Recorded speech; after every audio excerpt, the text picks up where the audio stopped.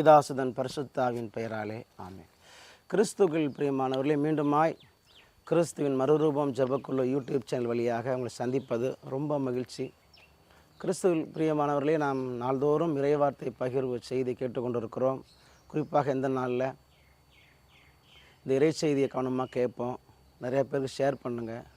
குறிப்பாக நீங்கள் கவனமாக கேட்டு இந்த இறை வார்த்தை கேட்டு அதை சிந்தித்து உங்கள் இதயத்தில், உள்ளத்தில், ஆழத்தில் அப்படியே வைத்து கொள்ளுங்கள். அப்பொழுது அந்த இறை வார்த்தை பலன் தரும். நம்ம இன்றைக்கி என்ன தியானிக்க பார்க்குறோம்னா வல்லமை, கடவுளின் வல்லமை. இன்றைக்கி நிறைய பேர் பாருங்களேன், ஜிம்முக்கு போய் உடம்பெல்லாம் அப்படியே கட்டி, உடம்பெல்லாம் கட்ஸ் இருக்கும், வயிற்றுக்கெல்லாம் அப்படி படிக்கட்டு மாதிரி வச்சுருப்பாங்க. கை காலெலாம் பார்த்தோம்னா பயங்கரமான உடம்புல வலிமை இப்படி இருக்குது. அதே போல் ஆவிக்குரிய வல்லமைன்னு ஒன்று இருக்குது. அதுதான் ரொம்ப முக்கியம். உடல் வலிமை வல்லமையை விட ஆவிக்குரிய வல்லமை இதுதான் நம்ம வாழ்க்கையில் மிகப்பெரிய ஆசீர்வாதம். உடல் வல்லமை செத்தாலும் பரலோகத்துக்கு போக முடியாது. ஆனால் ஆவிக்குரிய வல்லமை இருந்துச்சுன்னா பரலோகத்துக்கு போகலாம். அந்த பூமியிலையும் நம்மளை பார்த்து தீமைகள், தீய சக்தியில் பயப்படும்.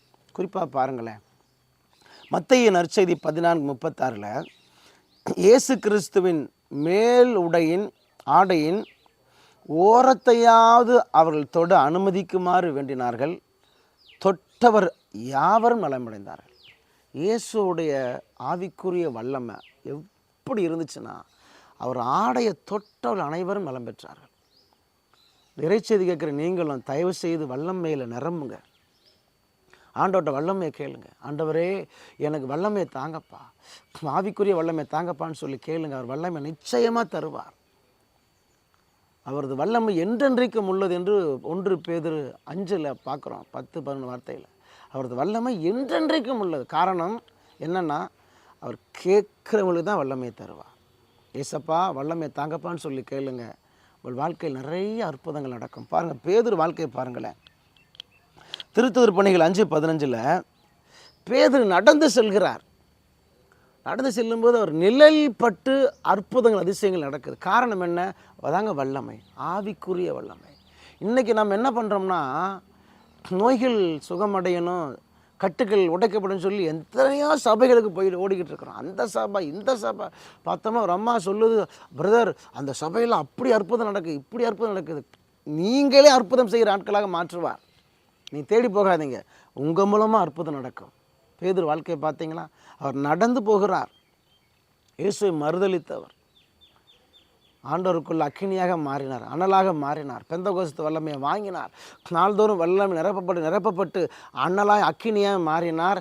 அவரது நிழல்பட்டு அற்புதங்கள் நடக்குது. கிறிஸ்துக்கள் பிரியமானவர்களே, இந்த செய்தி கேட்குற நீங்களும் ஆண்டவர்கிட்ட கேளுங்க. ஆண்டவரே, அப்பா எனக்கு வல்லமையை தாங்கப்பா, பேதுருவை நிரப்புனது போல் என்னை நிரப்புங்கப்பான்னு சொல்லி கேளுங்க. அவர் உங்களையும் நிரப்புவார்.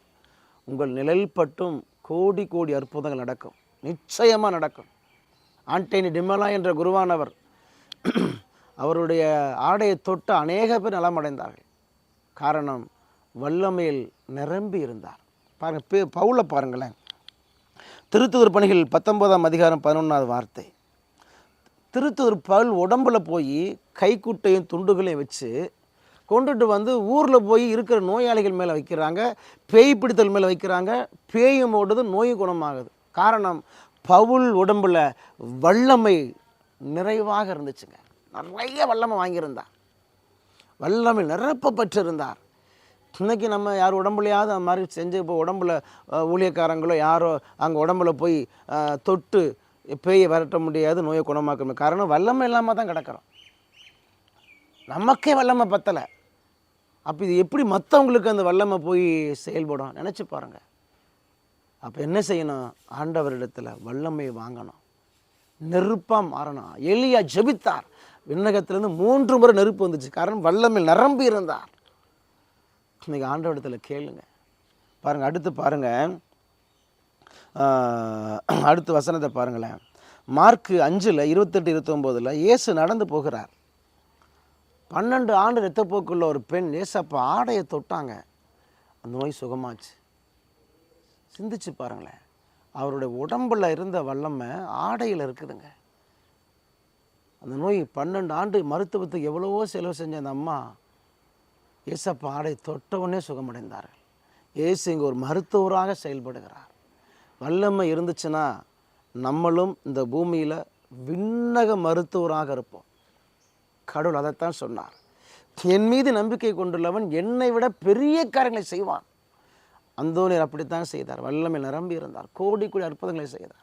வல்லமை இல்லைன்னா இயேசுவின் நாமத்தை ஒருபோதும் நம்ம மகிமைப்படுத்தவே முடியாது. இந்த இறை செய்தி கேட்குற நீங்கள் தயவு செய்து வாழ்நாள் முழுவதும் வல்லமை இல்லாமல் இருந்து வாழ்ந்து செத்து போயிடாதீங்க. வல்லமையை வாங்குங்க, ஜெபிங்க, வல்லமையில் நிரம்புங்க. இந்த பூமியில் விண்ணக வல்லமையோடு வாழ்ந்து நிறைய நோய்களையும் பேய்களையும் விரட்ட முடியும். இயேசுவின் நாமத்தை மாட்சிமை மகிமைப்படுத்த முடியும். கண்களை மூடி நாம் ஜெபிப்போம். வல்லமையின் ஆவியானவரே, வல்லமையின் பிதாவே, வல்லமை நிறைந்திருந்த இயேசு கிறிஸ்து, ஒவ்வொரு தெய்வமே, இந்த இறைச்செய்தி கேட்குற பிள்ளைகளாகிய எங்களை கண்ணோக்கி பாருங்கப்பா. வல்லமை இல்லாமல் அன்று தத்தளித்து கொண்டு இருக்கிறோம் அப்பா. அப்பா இயேசு ஆண்டவரே, உங்கள் வல்லமையில் நிரப்புங்கப்பா. யோர்தான் வல்லமையில் நிரப்புங்கப்பா. புதிய பெந்தகோஸ்து வல்லமையில் நிரப்புங்கப்பா. சீனாய் மலை வல்லமையில் நிரப்புங்கப்பா. எங்களை பார்த்து நோய்களும் பேய்களும் பயப்படுகிற அளவுக்கு அக்கினி அனலா தீப்பிலம் தீச்சோலையாக மாற்றுங்கப்பா. இந்த இறைச்செய்தி கேட்கிற பிள்ளைகள் வாழ்க்கையில் என் ஆண்டவர் இயேசுவின் நாமத்தினால் வல்லமை உண்டாகட்டும். விண்ணையும் மண்ணையும் படுத்த இயேசுவின் நாமத்தினால் ரெட்டிப்பான வல்லமை உண்டாகட்டும்.